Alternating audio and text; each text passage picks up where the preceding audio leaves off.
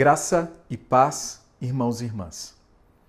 O nosso texto de hoje é João 17, de 1 a 26, e seguimos juntos na prática do amor. O capítulo 16 termina com as seguintes palavras de Jesus: Eu lhes disse essas coisas para que em mim vocês tenham paz. Neste mundo vocês terão aflições, contudo, tenham ânimo.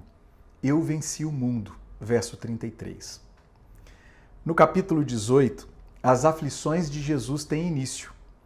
Aflições que culminarão na sua crucificação.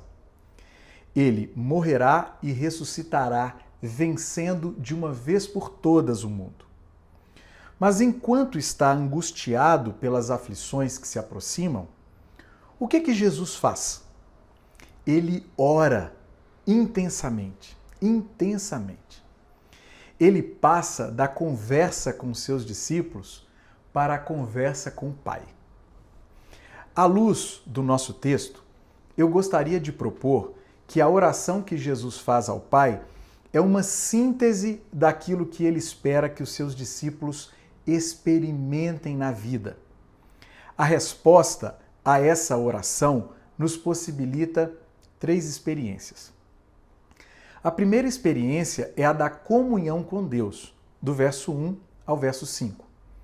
Depois de animar seus discípulos, Jesus olha para o céu e ora. Tendo reconhecido que chegara a sua hora, ele pede 2 vezes: glorifica o teu filho para que o teu filho te glorifique. E agora, Pai, glorifica-me junto a ti com a glória que eu tinha antes que o mundo existisse. Versos 1 e 5.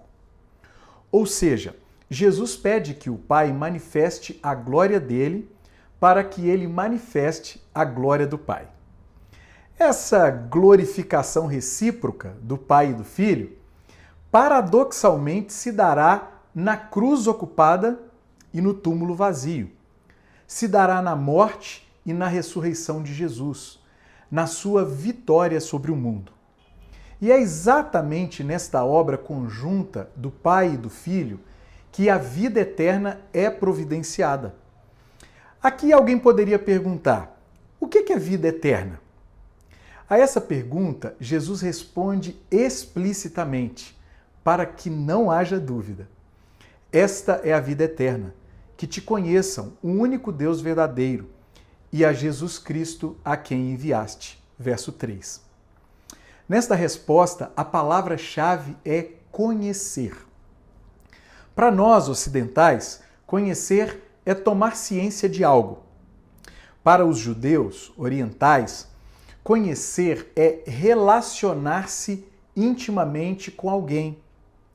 Logo, quem crê em Jesus como enviado do Pai, como aquele que fala as palavras do Pai e realiza as obras do Pai, já tem a vida eterna.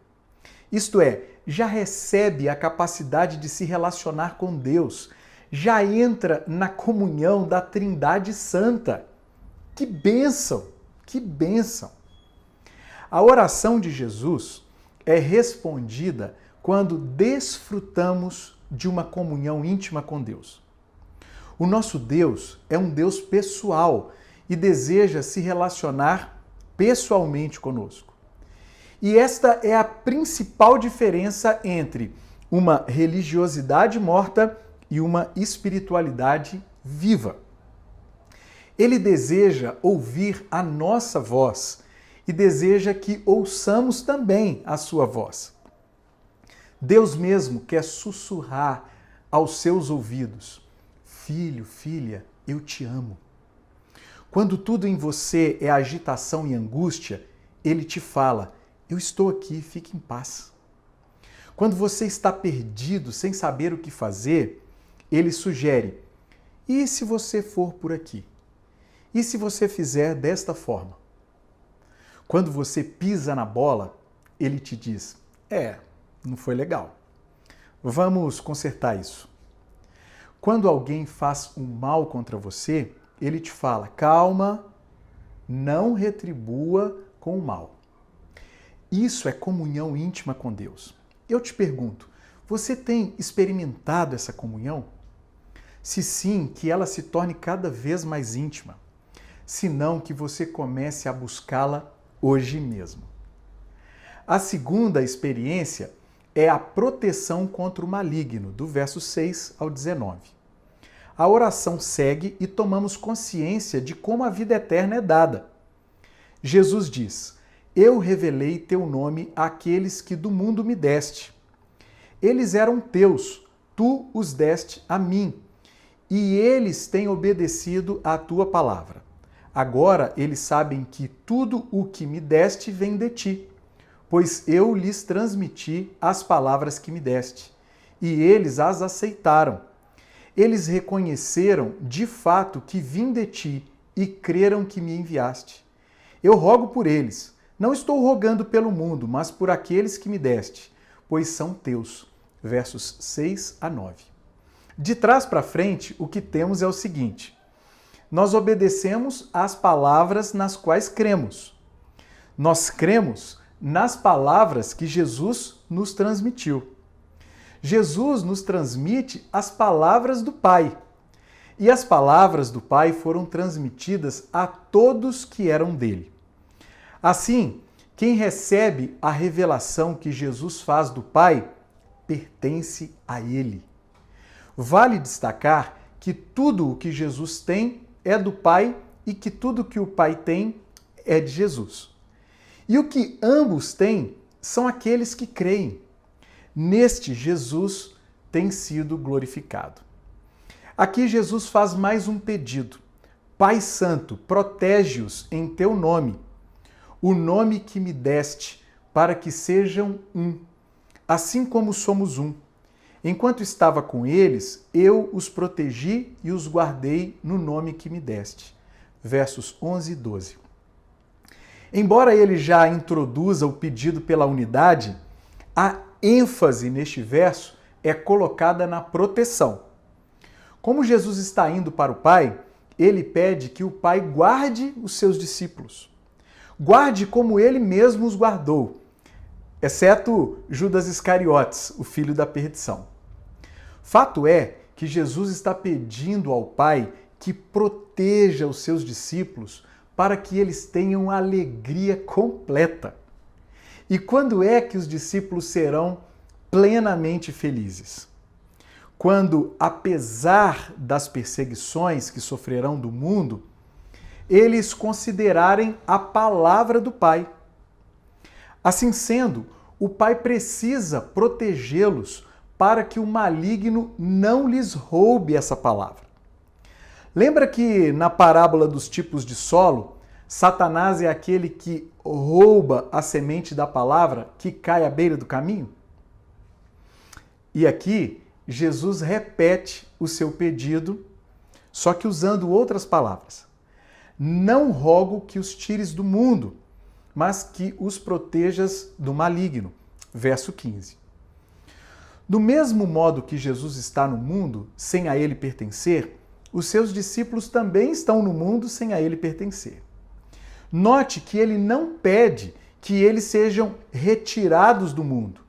Antes pede que eles sejam protegidos do maligno.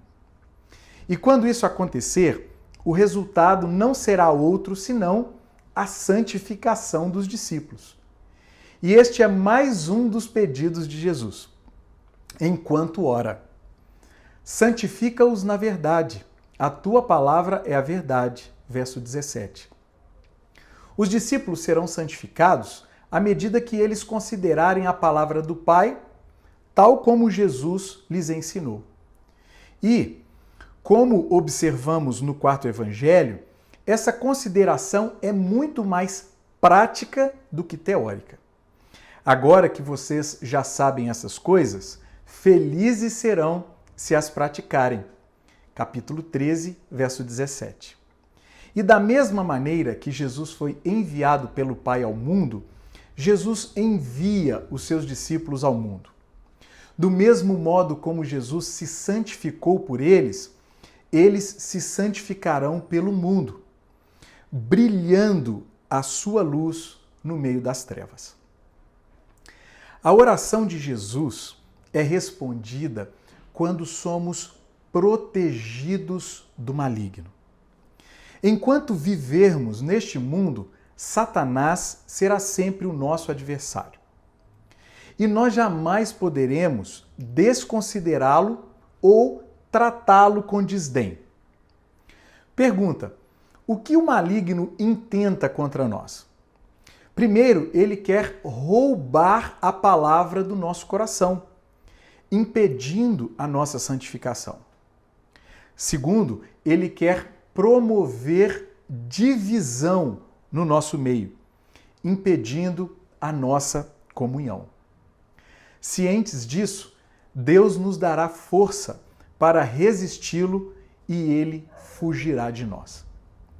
A terceira experiência é a da unidade com os irmãos, do verso 20 ao verso 26. A oração termina com a intercessão de Jesus por todos aqueles que crerão nele ao longo da história. Ele pede: rogo também por aqueles que crerão em mim, por meio da mensagem deles, para que todos sejam um, Pai, como tu estás em mim e eu em ti, que eles também estejam em nós, para que o mundo creia que tu me enviaste. Dei-lhes a glória que me deste, para que eles sejam um, assim como nós somos um, eu neles e tu em mim. Que eles sejam levados à plena unidade, para que o mundo saiba que tu me enviaste e os amaste como igualmente me amaste. Versos 20 a 23. Como Jesus não estará mais fisicamente presente, sua mensagem será anunciada por seus discípulos. E aqueles que ouvirem e crerem nessa mensagem serão a sua igreja, a comunidade do amor. Se antes os sinais autenticavam as palavras de Jesus, agora o amor é que fará isso. Ou seja, quando o mundo olhar para a sua igreja, a comunidade do amor, onde pessoas diferentes vivem em unidade, ele crerá em Jesus, o enviado do Pai. Se antes a ênfase da oração de Jesus estava colocada na proteção dos seus discípulos, agora ela está colocada na unidade deles. A glória que ele lhes dá é o amor, a única força capaz de fazer com que pessoas diferentes vivam em plena unidade. E depois de expressar o seu desejo de que os seus discípulos estejam com ele e de reconhecer que o mundo ainda não conhece o Pai, Jesus termina sua oração declarando algo belíssimo.